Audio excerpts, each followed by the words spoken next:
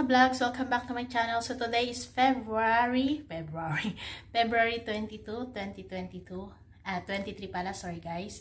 So maglilinis naman tayo ngayon ng storage area ni Lolo or yung pinakang storage area niya dito sa second floor, and then nandito rin kasi yung mga gym equipment niya.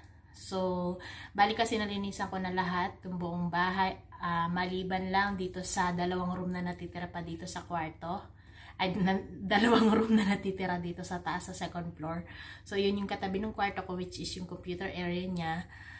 And then, dito nga sa may kanan natin, ayan, yung pinakang storage nga niya. So, pakita ko sa inyo guys, tara samahan niyo ako kung paano ko lilinisin at kung gaano kakalat ang lugar na to na inaabot ako ng mga ilang araw bago matapos. Kasi nga, halos 15 years siyang hindi nalinisan tong buong bahay na to. Kaya sobrang dugyot at sobrang dumi ang kapal ng mga alikabokay. So, tara guys. Bago pa yan, bago natin umpisahan, so sa mga hindi pa nakasubscribe, please do subscribe to my channel and click the notification bell para updated kayo sa aking mga susunod na videos. And huwag kalimutang i-like and subscribe na nga, and then comment down below. At kung may gusto kayong i-suggest na video, please do. Ayan guys, tara, samahan nyo ko. So ayan guys, diba?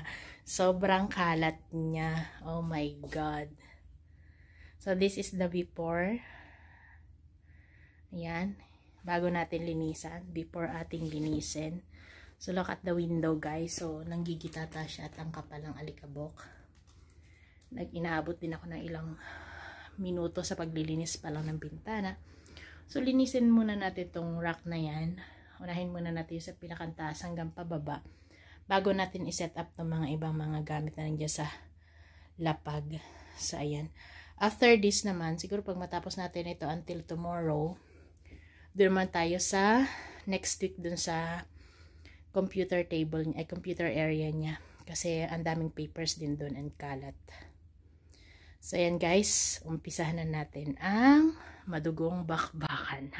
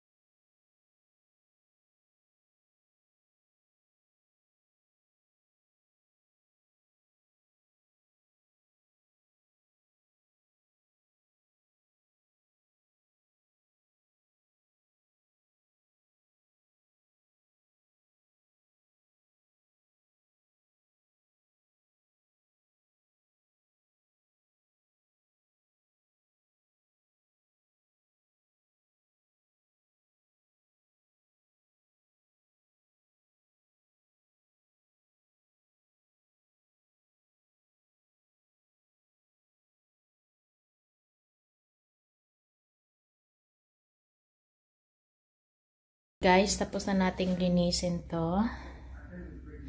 Ayan. So, yan na yung pinakamaayos natin na linis. So, kumpara kanina na napakakalat. Then, malinis na rin tong bintana. So, ayan guys. So, next week, yung ano naman niya, computer room naman niya.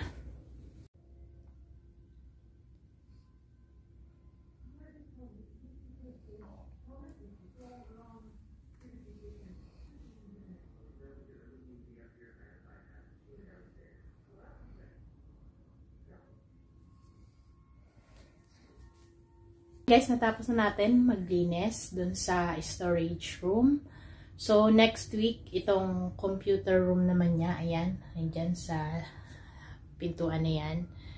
Mas marami siyang kalat kasi ang dami niyang papel at saka mga files at saka etc. So, sobrang kalat talaga nitong buong bahay. And then, hindi ko lang din napakita pala sa inyo yung paglilinis ko rin itong buong bahay at saka yung paglilinis ko nung kanina kasi sobrang tagal talaga bago siya malinis. And, ayun, salamat, natapos na natin. And so, after nitong